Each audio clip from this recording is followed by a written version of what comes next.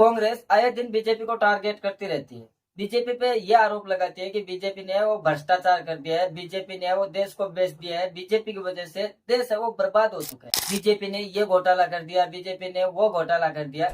लेकिन कांग्रेस वाले शायद ये भूल चुके हैं कि एक्चुअल में जो घोटालों का जनक है वो तो कांग्रेस वाले खुद है।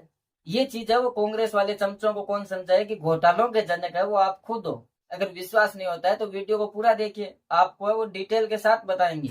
हमारी इस नई सीरीज में हम है वो कांग्रेस के साल 1948 से लेकर साल 2014 तक के जितने भी घोटाले हैं उन सब के बारे में बात करेंगे। अगर आपको ये सीरीज पसंद आती है तो कृपया करके हर वीडियो को लाइक करना है और चैनल पे अगर पहली बार विजिट करते हैं तो चैनल को सब्सक्राइब जरूर कर लेना है आपको।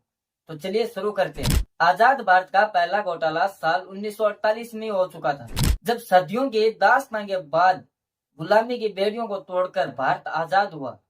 तो भारत को क्या मिला? भारत को मिला आजादी के बाद सबसे पहला घोटाला, साल 1948 जीप घोटाला। आजादी के बाद कांग्रेस ने देश की दिशा सुधारने के बजाय ये जरूरी समझा कि परिवार की जो दशा है उसको सुधारा जाए। आजादी के बाद साल 1948 में भारत ने इंग्लैंड के साथ 1500 जीपों की डील तय की, क्योंकि उस समय जो नया नया पनपा था पाकिस्तान, वो भारत को आंख दिखा रहा था, भारत पे हमले की तैयारी कर रहा था और इसी वजह से सेना को एक जगह से दूसरी जगह ले जाने के लिए जरूरी था कि कोई ना कोई है वो साधन हो पास में, और उसी के चलते है वो ये डील तय की गई।